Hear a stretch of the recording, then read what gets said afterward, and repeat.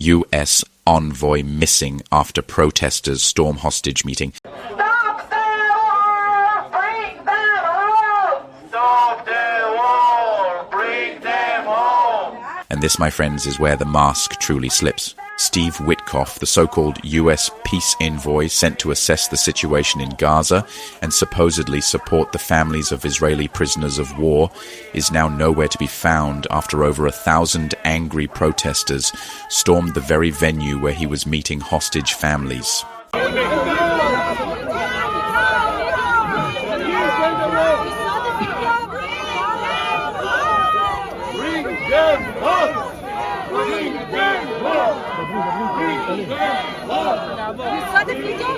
You heard that right, allegedly missing. As chaotic scenes broke out, security forces reportedly lost sight of Witkoff during the escalation, and he hasn't been seen in public since.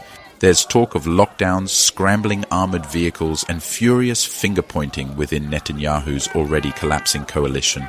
And I'll keep you updated as more unfolds. But let's back it up and dig into how this circus even began. Witkoff arrived in Israel fresh from his controversial trip to Gaza, where, brace yourself, he had the audacity to declare that there's no hunger in the besieged strip. Yes, after standing atop the rubble, flying over flattened neighborhoods, and being escorted by an Israeli military deeply complicit in one of the worst modern famines, the man looked into the camera and called it propaganda. And say Israeli forces shot at them near the aid site in Gaza, visited by Trump's special envoy to the Middle East, Steve Witkoff, and the U.S. ambassador to Israel, Mike Huckabee. Let's go live right now to CNN's Jerusalem correspondent, Jeremy Diamond, who's joining us from Tel Aviv. Jeremy, what more are you learning? Well, Wolf, this certainly isn't the first time that we've had reports of gunfire directed at Palestinians trying to seek aid from these Gaza Humanitarian Foundation sites.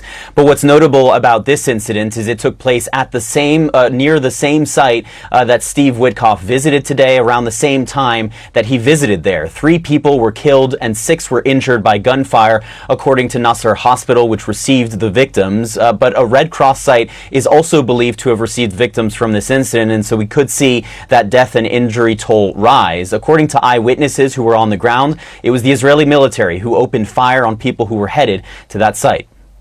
Let that sink in. Children are dying of malnutrition, ribs poking through skin, mothers watching their babies die slowly. Yet Witkoff parrots the same line we've heard from Tel Aviv, that this is all Palestinian theater. It's the kind of grotesque gaslighting that would be laughable if it wasn't so damn tragic. Well, I don't know what he's doing, but I know what we're doing, and that is we pick up supplies daily. These convoys are systematically delayed at various holding points by the Israeli authorities because we have to wait alongside each route. We are given routes that we cannot pass, routes that are dangerous, routes that are congested. So when we used to be able to run multiple convoys a day during the last ceasefire, for example, this was because we had unfettered access and we could easily and rapidly access most of Gaza and deliver assistance to all these areas because there were no holding points, there were no green lights, there were no waiting for authorizations to move. Now all of this is in place and it constrains us. You can maybe tell me how we're expected to pick up 1,000 trucks when one convoy takes 18 hours and sometimes longer to run from Deir Bala to Kerem Shalom, which is about 24 kilometers away. The reality on the ground is as grim as it gets. If we look at malnutrition rates, which have been climbing over the past 4 months and more, we have been saying this for many months, that there is a starvation crisis developing, and it has now developed to the point where the entire world can see these horrific images of emaciated children, hearing the reports about children and adults starving to death, and of course seeing tens of thousands of people who are coming to where the convoys come through and taking things from the trucks because this is the only way that they can feed their families. I think the numbers speak for themselves. There has been over 1,300 people reported killed, either around militarized distribution sites or those people waiting along the routes of UN convoys. And as if that wasn't enough, he went even further. Witkoff falsely claimed that Palestinian resistance fighters were ready to lay down arms, completely disarm, which of course was immediately slapped down by Palestinians, who made it clear disarmament comes only after full statehood is achieved, not before. Not under occupation, not with Israeli tanks parked outside what's left of their homes. Resistance is a right, and Witkoff's statement wasn't just misinformed, it was a deliberate insult to the reality on the ground. A whitewashed PR move meant to give Netanyahu more room to continue bombing starving children. You see, Israeli bots try to bury videos like this, hit like so others can see it too. And if you haven't yet, please subscribe, thank you, and God bless you. I think that there has been a change in the political dynamic here in the United States that might result in the president being willing to put a little more pressure on Netanyahu. We had Marjorie Taylor Greene call it a genocide. More than half of Democrats voted against arms sales to Israel this week, which is really unprecedented. And I think Trump really got an earful from the European leaders he met with in Scotland this week about the starvation of children on the ground there. So, yeah, I think he's taking it seriously. I think he might have more impetus to push Netanyahu than he has in the past. But, yeah, I mean, it's really unclear how much influence he really has. I don't think he wanted the Israelis to attack Iran during his negotiations with them. The Israelis did it anyway. So we'll have to be willing to back up our words with actions and put real punitive measures on the table with the Israelis, I think, if we really expect anything to change on the ground. You mentioned European leaders. France and the UK and Canada all have said that they would recognize a Palestinian state. I wonder, on the other side of this, what incentive there would be for Hamas to then enter ceasefire negotiations if they would secure a version of statehood, apparently without preconditions. Yeah, it doesn't really make a big difference on the ground recognizing a Palestinian state. I think it's a reflection of a lot of frustration in European countries with the situation in Gaza. And also we wanted to make a symbolic point about the importance of the two-state solution. But I don't see that as having a huge impact on Hamas's calculus on the ground there. They're trying to negotiate for an end to the war. And Israel wants all the hostages out. The question is, what are the mechanics around that solution, that ceasefire solution? Is Israel willing to withdraw all of its forces from Gaza? Are they willing to allow an international peacekeeping force to come in there, an interim Palestinian government, as the Egyptians and others have suggested? Because if their long-term intention is really the permanent occupation of Gaza and the implementation of what they see as the Trump plan, I really don't see how you're ever going to get all the rest of those hostages out. Yeah, and it's sort of the conundrum at the core of this entire thing. If Israel will not stop until Hamas relinquishes control of Gaza, and Hamas refuses, then what is there but perpetual war? Yeah, and it's an excellent point. And I think the United States has shifted its position in the last day. There's reports out of Israel that we now want to move ahead with the Israelis on a final resolution of the war, no more interim ceasefire deals with partial hostage releases, really try to do the whole thing all at once. And in order to do that, we're going to have to address the issue up front that has really been the cause of the absence of any ceasefire up until now, which is what is the end game in Gaza? Because if it is driving all the Palestinians into the southern third of the country and hoping that they'll voluntarily leave, which is effectively forcible displacement of millions of people, then I don't see any way Hamas is ever going to agree to anything along those lines. I think it's significant that the Arab League just came out with a statement saying Hamas needed to disarm. That's a new development. It's a really critical part of this. The question will be how much pressure can they put on Hamas? But they've got to work on Hamas and we've got to work on Israel, because neither side is going to agree to a ceasefire unless they have significant external pressure. Now let's talk about those Israeli prisoners of war in Gaza, because this is the part that really exposes the cruelty of Netanyahu's regime. In the days leading up to Witkoff's now infamous disappearance, Palestine Group released another chilling video, this time showing Eviatar David, one of the captured Israeli POWs, forced to dig what he believed was his own grave. He was frail, emaciated, his face was sunken, you could count every bone.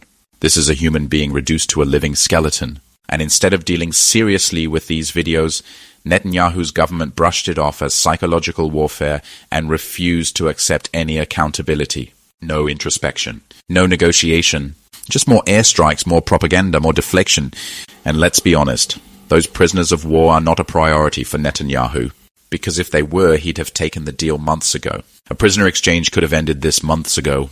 But no, war criminal Netanyahu is using them as pawns, tools to justify the continued obliteration of Gaza and to cling to power while the international community watches in horror. That's why the families of the POWs stormed Witkoff's meeting. They're done. Done with the lies, done with the delays, and done watching their loved ones rot while Netanyahu plays politics. They know that every day this drags on is another day of torture for the POWs and another day that Gaza's children die of starvation. Let's not forget, this is the same Netanyahu who presides over an army that shoots into crowds waiting for food. The same Netanyahu who greenlights military operations that kill aid seekers at distribution points. The same Netanyahu whose policies have led the UN to declare parts of Gaza a famine zone. And while international organizations are airdropping food just to bypass Israel's chokehold, Witkoff, the so-called American envoy of peace, comes out saying hunger doesn't exist, that Palestinians are exaggerating the suffering, that disarmament is imminent. Please, this is not diplomacy. This is cover for genocide. And what happened to Witkoff, his vanishing act amid angry Israeli protesters, may just be a sign that even parts of Israel are waking up. Well, a reminder that an analysis compiled by USAID officials examining more than 150 reported incidents involving the theft or loss of US-funded humanitarian aid in Gaza says it failed to find any evidence that Hamas engaged in widespread diversion of assistance. The funds provided by the US for aid to Gaza are put into the Gaza Humanitarian Foundation, the controversial armed private aid operation backed by the US and Israel. More than 1,000 Palestinians have been killed by Israeli forces since May while trying to get food in the Gaza Strip, mostly near aid sites run by the GHF.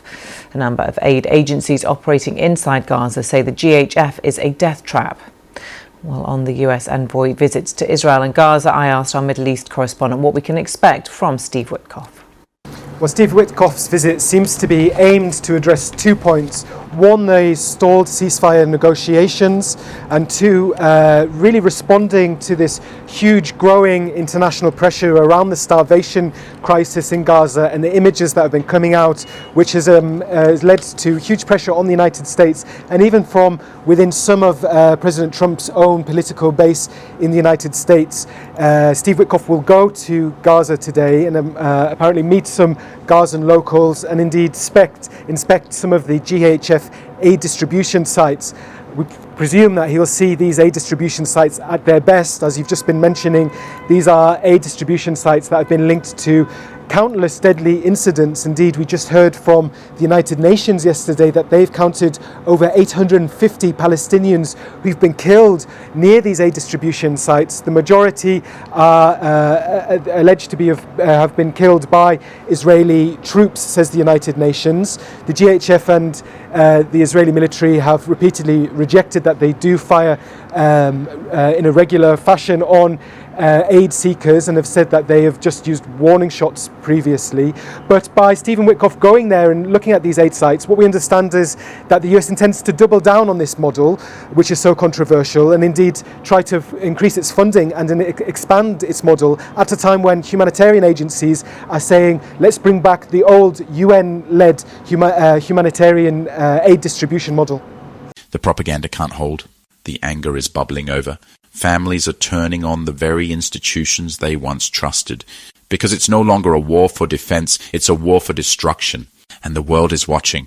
If you made it this far, you're part of that global resistance to silence, like this video, so others can hear what the mainstream media won't tell them.